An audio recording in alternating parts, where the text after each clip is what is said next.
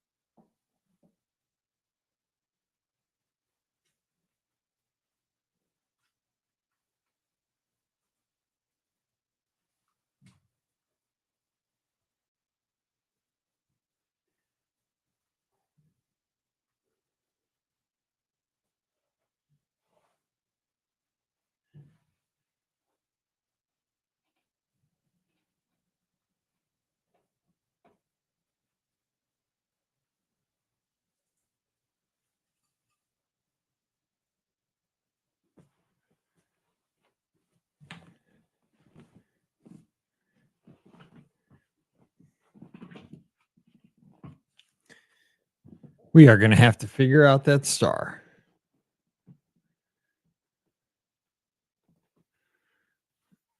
Anyway, let's do this.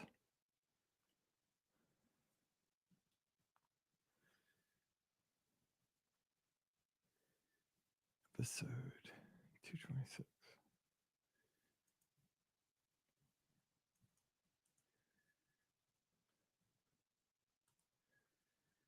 Let me get this ready here.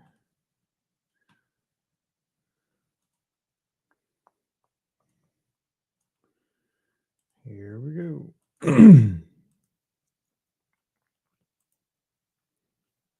Why does it keep doing that? Delete. No.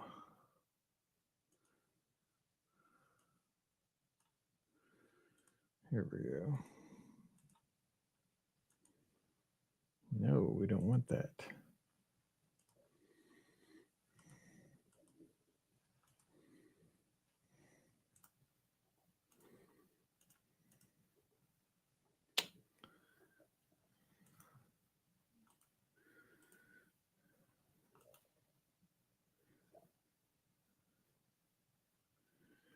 Why is it doing that?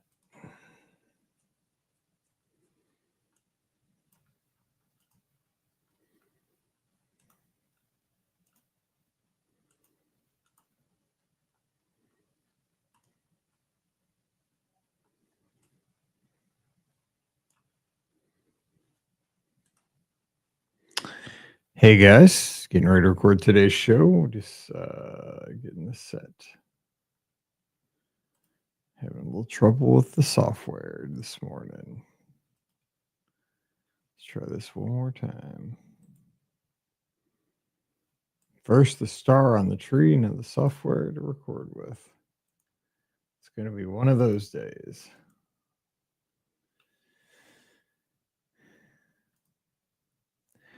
Well, hey, everybody. Welcome to episode number 226 of Mike in the Midwest, our mini podcast for the amazing patrons just like you of the Be Our Guest podcast. Of course, my name is Mike Rallman, host of the Be Our Guest podcast. You can find us wherever you find your favorite podcasts. I get mine on Pocket Casts, but you can find us on Apple Podcasts, Spotify, anywhere you look for the podcast. But you're a patron, so you know where we are, and for that, I appreciate you so much. We're recording this show here on Sunday, November 24th, 2024. So happy Thanksgiving week to you here in the United States of America. Hope you are getting ready to have a great Thanksgiving week with your family and friends. If you're here in the States, If you're somewhere else around the world, just hope you're having a great week. But yes, of course, as I always say here on the show, super, super thankful for your support, for your friendship, for allowing me to do what I get to do. I always appreciate that, because every time I get to come into this room, this studio here in the basement here in Missouri, I appreciate it because of your support. I get to do this, and this is my, some guys get to go out into the garage and tinker around with the car. That's what my father-in-law loves to do. He is a mechanic, a retired mechanic, and has built cars from scratch. He built a great Chevy pickup truck, that the shiny red one that looks from out of the 50s. Yeah, it looks like something you would see in an old movie. He also built a car that matched it. He could do stuff like that with his hands. I'm not creative like that. I'm not mechanical. This is what I do. This is my tinkering. And because of this, I've got to meet so many friends. I've got to go places I never thought I'd get to go. And it's because of your support. We've got to do amazing things. We've got to raise money for charities. We've got to start running teams. We've got to just do some cool stuff. But it's because of your support. Really, this Patreon thing, $5 a month allows us to keep it going. So thank you, thank you, thank you for your continued support. I hope you enjoy these Mike in the Midwest shows. I know they're not much. I know it's me getting on here on Sunday mornings and rambling about something I thought about while I was walking on the treadmill at some point throughout the week. And, I'm just a guy in Missouri that's had the most average life, really, of anybody. I don't have a passport. I haven't traveled internationally except for on a couple of cruises to the Caribbean. That's about it. I haven't had an extraordinary life, but I've had the most, I consider it a very blessed life. I've been very, very lucky in what I've got to do, but not super exciting. But I do have stories. I mean, I've got to do some cool stuff in my life, and I like to share them. And the thing is with podcasting, what I seek out when is a podcast listener, and of course I've created over 2,600 shows at this point with Mike, actually over 2,800 with Mike in the Midwest and the Be Our Guest podcast. So I've put out quite a few shows, but I've listened. I can't even tell you how many shows I've listened to since probably 2004. Because I listen to, I would say, 3 or 4 hours of podcasts every single day. Because I'm running, walking, so forth on the treadmill around the neighborhood. And I love to consume podcasts.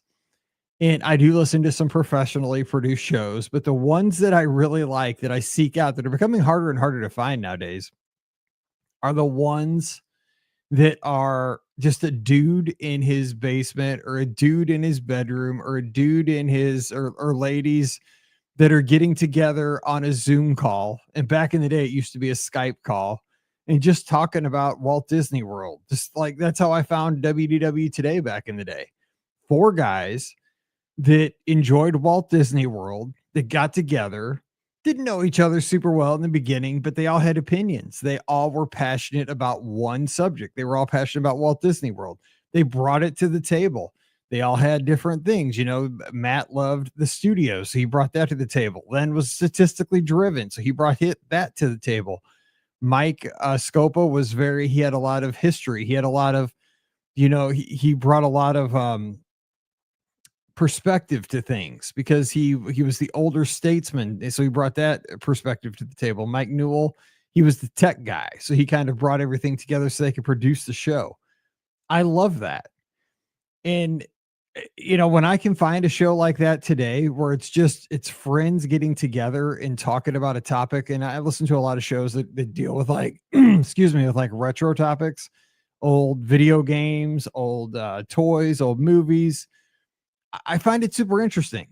Now, the quality has to be there to some extent, but I'm not looking for something that's got all the bells and whistles. If it's somebody that's passionate about a topic and is just fun to listen to, and you get to be a fly on the wall and enjoy the conversation, that's what I like. And that's what Mike in the Midwest really is. I come down here, I don't really have an agenda. I have an idea of what I want to talk about, because I'm thinking, oh man, I have this memory, and I wonder if other people have similar memories. And then when I get the feedback, it's usually from about the same people, but I wonder, because when you get feedback on a podcast, and I've read this from a lot of, review sites, is that when you get feedback from a certain percentage of your audience, tons of other folks probably have the same kind of experiences, that hopefully a lot of our audience kind of has the similar feelings.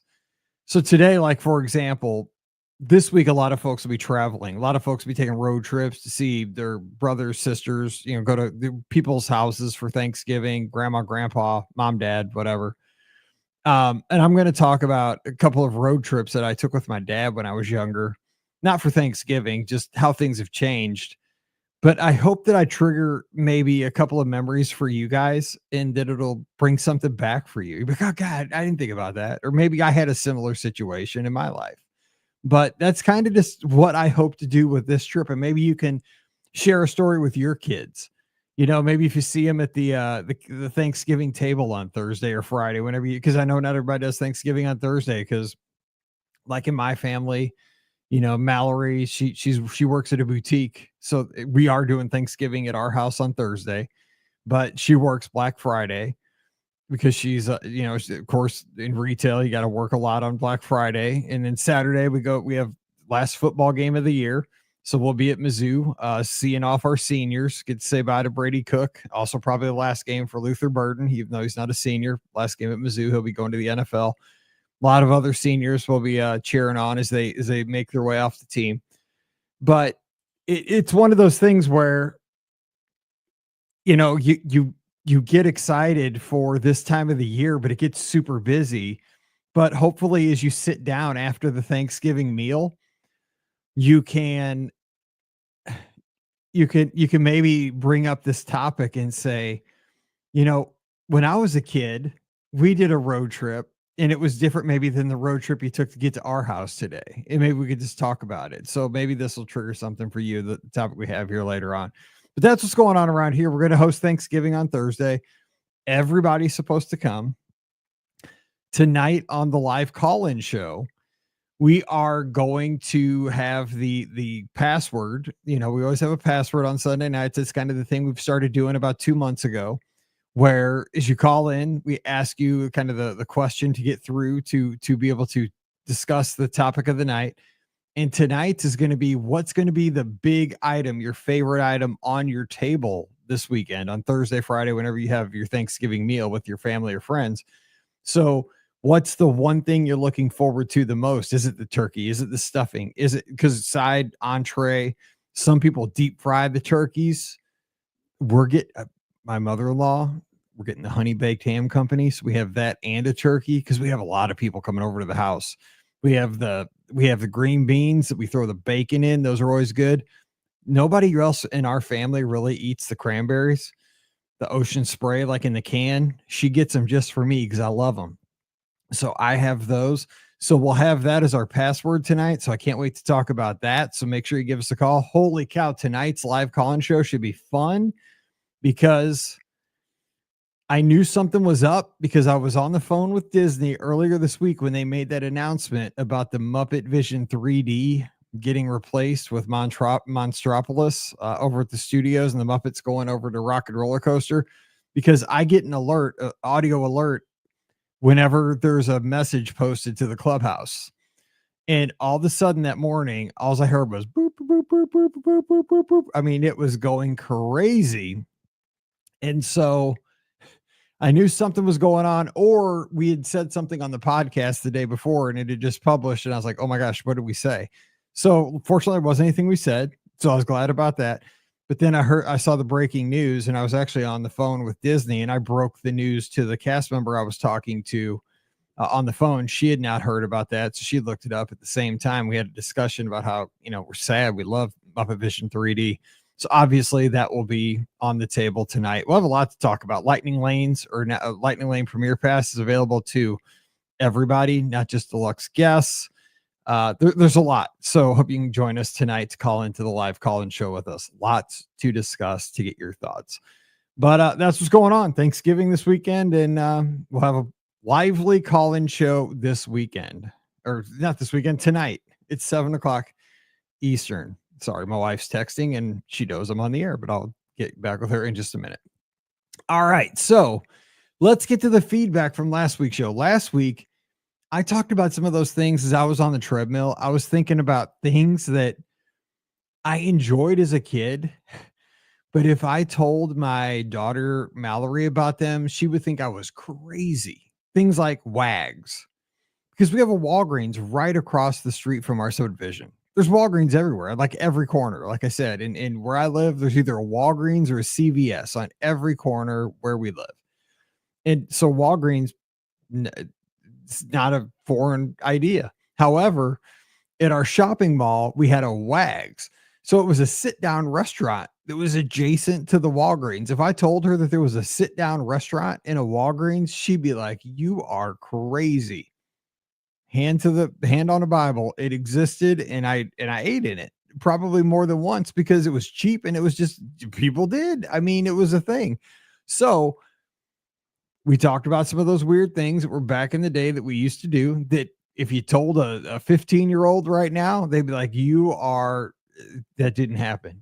These things did. So Dennis down in Texas, he had some feedback and he says, this conversation really got me thinking about my old mall.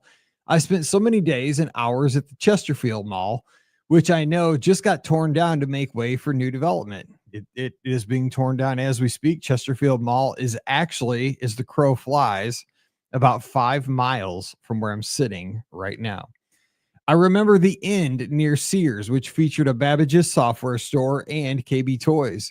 There was also a sports store near there that I would get all my caps from my favorite teams. Camelot Music was just above them on the second floor.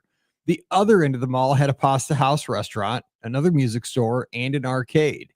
In between, the mall was filled with stores that we have lost over the years. Anyway, this episode of Mike in the Midwest sparked a trip down memory lane. I appreciated it. Again, here's the thing with Dennis's feedback. I was a North County kid, so I spent my time at Jamestown Mall, but we ventured out to Chesterfield Mall from time to time, and I was just walking right with them, Babbage's, because I would go to South County Mall sometimes because I had a Commodore 64. We didn't have a Babbage's at Jamestown Mall, but when we wanted to go get software, you go to Chesterfield Mall, South County Mall, they have Babbage's, and that was so cool. And that pasta house in Chesterfield Mall. It's a shame. I know that Amazon is so convenient, right? I mean, 2-day shipping seems so slow nowadays. If it's going to get here in 2 days, like, oh my gosh, it takes forever. I forgot what I ordered the other day. But it got here like within, I mean, it was like that night. It was crazy. Like I ordered it first thing in the morning, and I think it got here by like 10 o'clock that night. I know I sound old, but it was just insane how fast it got here. And I'll tell you what, I was on Amazon the other day. I was feeling nostalgic, and only you guys will appreciate this because Mike in the Midwest, and it's really basically a show about nostalgia. I bought something for $16, and I told my wife doesn't even know I bought this yet. I told her I spent $16 on Amazon on the most crazy thing ever, but I haven't told her what it was. I told her it's coming soon because it's shipped, but this one for some reason it wasn't Prime, obviously. And it said it'll get here by December 4th. So it still could be here, but it said it's shipped. I don't know where it's coming from, but it'll be here by December 4th. So it could come today. It could come, I don't know, by December 4th. I don't know. But what I got, I'll just tell you guys because she's not listening, unless I doubt she's watching. She doesn't watch YouTube. But the thing I bought, I got super nostalgic the other day. I bought a student copy of the reading book that her and I, because remember, we taught 6th grade together, of the reading book that we taught reading out of when we taught 6th grade together back in 1999.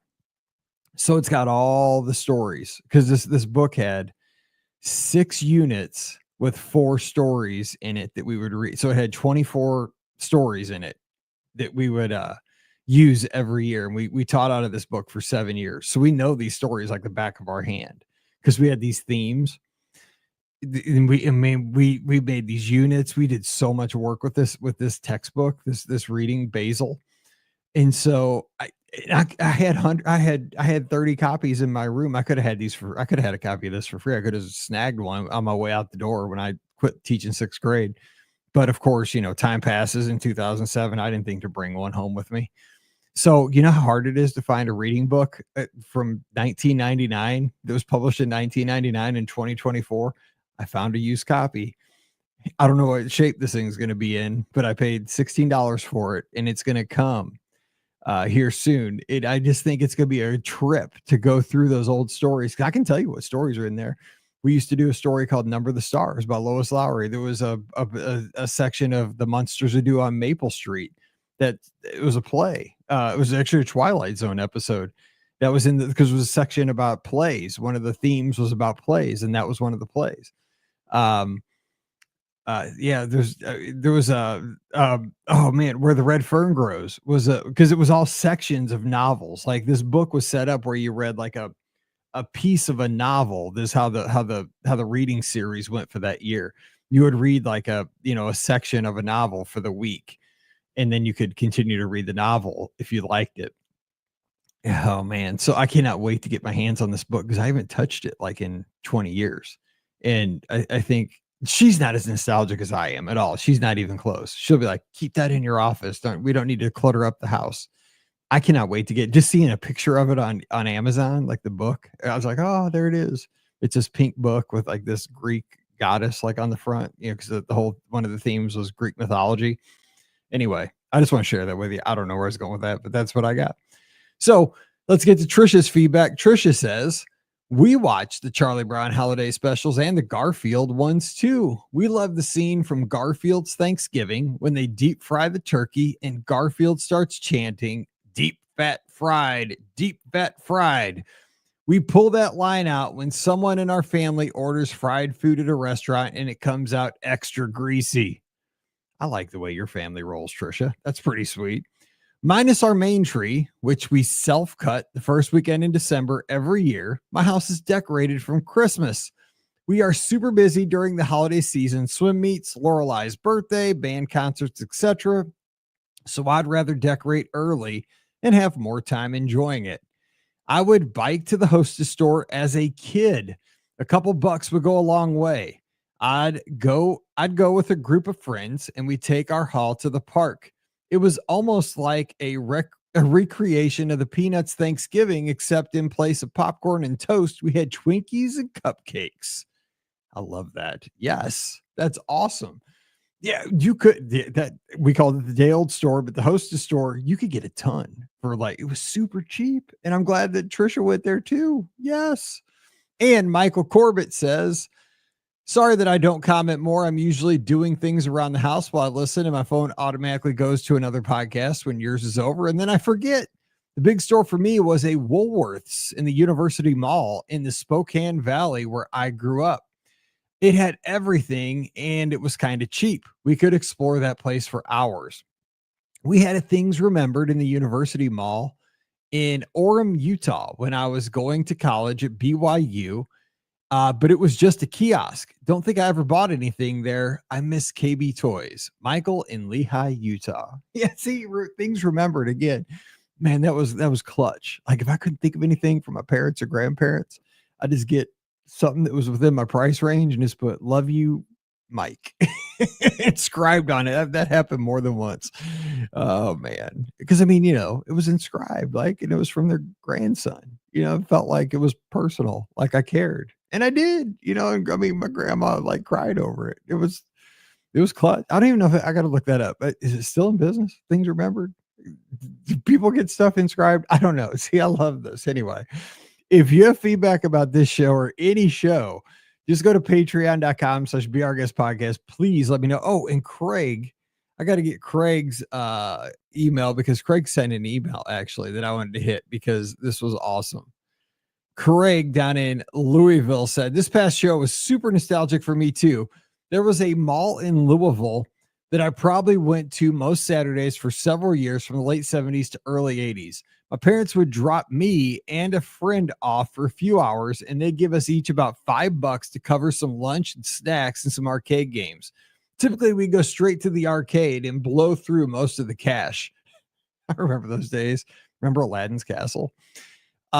If we were lucky enough to if we were lucky, we would have enough left to get something decent to eat. But a lot of times we spent most of it at Aladdin's Castle. When this happened, we would do our best to eat by going to Hickory Farms and hitting the samples. Yes, our and Hickory Farms was the coolest, right? I don't know if at your mall, but the outside, the exterior of Hickory Farms, it actually did look like a barn in our mall.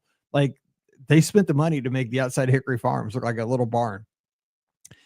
He says after that we go to GNC and do the same. You'd be bulked up. Maybe we would have enough cash left to split a meal. I think there was an Arby's there. Also, there was a fast food fish place out in the parking lot. And if my friend's older brother was working, we'd sometimes get free food. It was basically the same thing every week. Play arcade games, eat samples, sometimes eat a meal of some sort, buy some candy at Walgreens. Yes, we definitely had a Wags too. And at ours, there weren't any windows between the tables and the mall, just maybe a 4-foot wall so you could walk by and see what everyone was eating. It's ours too. Yeah, you could just look right out into the mall. Of course, we would go to the record store, something to do game store, and the bookstore to browse. We also had a caramel corn, but I don't recall getting much there because it costs more than we were willing to spend, but it made that part of the mall smell great. I know I'm really dating myself, but I remember pretty vividly going to the electronics sections of the Anchor department stores, Radio Shack, and the Stereo store to play whatever iteration of Pong Breakout, eventually Atari, where they were selling that they had on display. We would hang out at each of these, playing until a worker would eventually come over and kick us out. This essentially happened happened weekly at each store, and then we would move on to the next one. Between Aladdin's Castle, samples and snacks, browsing stores, and playing the display game consoles, we could easily and happily kill 3+ hours. It was a simpler time that I sure miss. Craig, you couldn't have said it better myself. I did the exact same things at Jamestown Mall. Add in, we had a poster store. So it was called Prince Plus. And so you would just go in and look at all the posters, like cars and baseball players and basketball players. We do that. We had a pet store, Pass Pets. So you go in and look at all the pets, the fish and the hamsters and the dogs and the cats. I know you don't do that anymore. So we do that. What else did we of course, Spencer's, right? You would go in there and you tried, like it seemed like it was like an adult thing to do. Like when you're like 12 or 13, so you go to Spencer's. So be careful there. But yeah, you would just we had a store called Tape World. That was the name of it, Tape World. So you go in there and browse. Of course, you had Camelot music, you had Walden books. We had a Christian store called Zondervan. Like you'd go in there and look at basically what it was. It was the toys you would get when you went to Sunday school on Sundays. Like your Sunday school teacher would go in there and buy your like incentives you would get for memorizing Bible verses, but had like Bibles and all that stuff. But yeah, we had the Hickory Farms. Yeah, I mean, Jamestown Mall was great because it had all the common areas like fountains and stuff. It was just, especially around this time of the year, because it would have we had like animatronic deer and stuff in the middle, like reindeer and Santa. Santa, of course, was in the main area, but in the smaller sections of the mall, you'd have like a reindeer, his head would move, and the Rudolph, his nose would light up and stuff. It was just a cool place to be, like a little workshop, like a little cabin, with like an elf that might peek his head out around the corner or something. It was just playing the Christmas music. Obviously, we playing throughout the mall. Those were simpler times, right? You get like $5 and you would just make it. When you ran out, you just hung out. That's just how it was. But you enjoyed being with your friends. Good stuff. All right. So today's topic, real quick. I was thinking about how everybody's gonna be traveling this week, right? You're gonna go over the river and through the woods to go over to Thanksgiving to whoever's house, like Charlie Brown special, right? You're gonna go over to grandma's condo or whatever it is. It's not necessarily like the storybook, but I was thinking about how it's different nowadays, right? The kids are in the back seat. They all have tablets. They all have phones. They all have electronics. They're probably not even looking up, which is sad. And they don't even experience like what it's like to travel across the country. But when I used to go with my dad, okay, first of all, I was thinking about how things have changed. When I would go on road trips as a kid with my dad, a lot of times when I was a kid, I speed skated, right? So I did roller speed skating, and we did that around the Midwest, like in Missouri, Illinois, Iowa, Kentucky a little bit, but mostly in Illinois, like little towns in Illinois. And the competitions would start at 6 in the morning, 5 or 6 in the morning, and they'd be over by noon, because that meant they could use the skating rink before. That way they didn't use the skating rink any of the times when they would have to close, because they wouldn't lose any of their public skating sessions, right? So they would have the competition from 6 to noon, and then they could still open at noon for the public skating session. They don't lose any revenue, right? So what that meant is we'd have to drive in the middle of the night. My dad was in a band. So my dad played in bands. My dad's a drummer. So he would play in a band at a local steakhouse on Friday and Saturday nights from 8 to 12.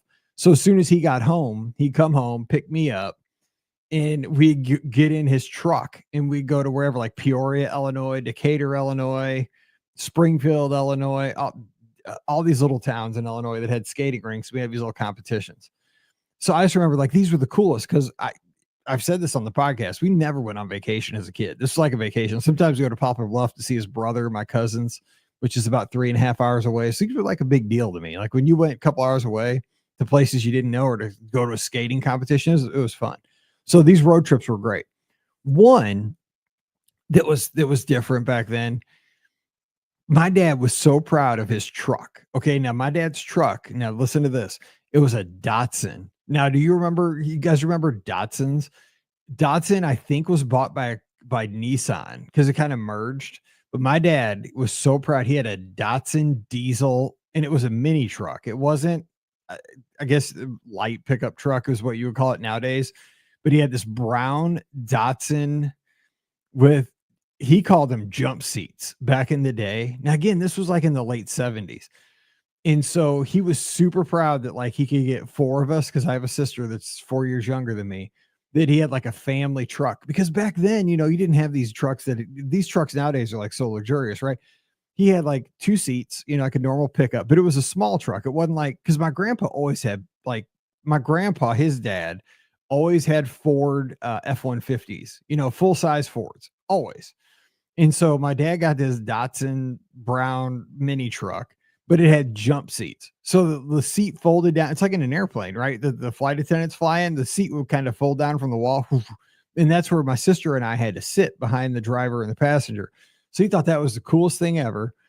And so we took we drove this thing everywhere. My dad loved this thing. And it was a diesel engine. I don't know why he got a diesel engine. Like, we didn't go anywhere. But it was like the new thing in the 70s, I guess. Like, I remember when it got cold, I always had to go with my dad to the special gas station and get this number 2 fuel, so that his fuel lines didn't freeze up. Because, I mean, it gets super cold in Missouri, right? In the January. Anyway, so when we went on road trips, here's the thing. My dad always pulled out the CB. Because remember, this was way before cell phones or anything. I always thought the CB was like the coolest thing ever, right? So he'd get on the CB like burger 19, and my dad's handle was sticks. And I just remember, I thought that was like the coolest thing. This is way before cell phones, right? Because now you can just get on, get all this stuff, right? But I thought, yeah, man, we're like Smokey and the Bandit. I didn't watch Smokey and the Bandit back then, but this is like retroactively activating my memories. So my dad would get on there and be like, I don't even know what he said, but he'd be, checking for Smokies or something. Again, in the middle of the night, because, we would leave at like 12:30. We, have to drive 3 or 4 hours, have to be there by like 5, because you'd warm up at 5. The competition started at 6. And I don't even know why you'd have to worry about going fast. We're only driving, a few hundred miles to Decatur, Illinois, or Springfield, Illinois. Or it's not even that far now that I think about it. I used to think it was like across the country. It's a few hundred miles. But anyway, he'd put that big old antenna on top of his truck with a big magnet and get that CB. He'd love to see. He had a couple CBs. He'd get that CB. My dad, here's the other thing. Looking back, I am so my dad. And I didn't see this until it's probably till I started doing Mike in the Midwest and I started connecting the dots. I think everybody should have to do a podcast like this, because it makes you connect the dots on your life. Here's the thing. My dad was a total techie. Like, he was way ahead of the like bleeding edge of technology all through his life. We were one of the first families to have a VCR that I know of. My dad, when we had a DJ company, he was DJing off of mini discs. You probably don't even know what a mini disc was. We had the first CD burner that I had even heard of. I mean, nobody had heard of a CD burner, like a recordable CD. We had one with the DJ company. My dad has always been on the cutting edge of technology, and I've kind of, I mean, I don't have the money to be on the leading edge of technology, but I love my tech. And so I guess I got that gene from my dad, and I never realized it. But anyway, so he'd have that CB, and his handle, of course, was sticks. Now, did you make the connection yet? He's a drummer. See, that's why it was. So I guess he's out there like, do we have any Smokies out there on 55 northbound? We're headed to Decatur, Illinois. I don't know, because I was 7 probably, and I was probably sleeping. But I just remember because, like, he'd change the channels, on the thing, and it would squawk, and he'd be talking back, I guess, to truckers. I don't know, but I always thought like that was so cool because it was interactive, right? And so that was fun. And being in the Datsun was fun. And we'd always have to stop at a place. My dad loved a place called Noggles. Now, I don't know if you know what Noggles is. It was like, to us, it was a fancy Taco Bell because it had these bigger burritos and you only got them in Illinois. They didn't have them in Missouri. And so going on road trips like that, yeah, it was fun because you got to, like, it was hanging out with dad. And also, of course, you don't have these anymore either. My dad always had the big atlas, the big Ram McNally's map. Why did we need this? I mean, honest to God, looking back, we weren't going, like, maybe the world was like scarier back in like 1982 or something, but I guess it probably was, right? Because right now, if I get lost, I push a button and it tells you 7, ways to get there. But he would have his atlas, and we would, like, look at it and plan it, and look like we're circumnavigating the globe to get to this little Decatur skating rink that didn't really matter in the grand scheme of things. But we'd look at it, we'd plan it, we'd strategize. Maybe he was just teaching me geography skills, looking back as a good dad, but it was an adventure, right? And now, like, when we go anywhere on a road trip, honest to God, we just get in the car and you just push a button on your phone and you go. Like, it's not a big deal. Also, he would bring his lunch pail, which back in the day, I don't see, you probably don't even have these either. But my dad was a construction worker, and so was his dad, my grandpa. We had these, and I guess you can look it up. They were plastic, and they were made by the company Igloo. It said Igloo on it, IGLOO. And it was about maybe a foot tall, like it was about a foot tall, maybe 9 inches wide, and it was like a cube. And you could put like a 6-pack of soda in it, and it had like a little tray on the top. You could put like a sandwich or two on the top. We'd pack that. We were stopping at Noggles for lunch on the way home, or get some breakfast on the way down. It was middle of the night. We didn't eat any, like, we packed like we were going, across country. We were going halfway across the state of Illinois. I mean, looking back though, it was the bomb. I mean, we had a CB, we had food, we had a couple of Cokes, Pepsis, who knows? RC probably. My dad loved RC, but it was an adventure. We're in a diesel mini pickup truck. There was a Datsun. It was a Datsun. Does anybody even know what a Datsun is? I mean, looking back, it was a great memory. But I just like looking back on that stuff saying, man, what a snapshot of time that can never be replicated right now. I mean, it's hilarious. So I wonder, do you have any stories like that? Because that's my road trip story for today that hopefully triggered a couple of memories for you, because it was a great memory. But man, that is not happening again today. So let me know, and let's talk about it next week. But between here and there, I hope each and every one of you has a wonderful, wonderful Thanksgiving, whether you're celebrating with 50, 100 people this weekend or just yourself. I just hope that joy finds you, and that you're happy, and that you're just enjoying whatever life brings you, because I am super thankful that we're friends virtually, and that we can get together like this each and every week. So thank you for being a friend, and I just hope you have a wonderful, wonderful Thanksgiving season. So until we get back together again, hope to see you tonight for the live call-in show. So stay healthy, and stay happy, and we'll see you real soon.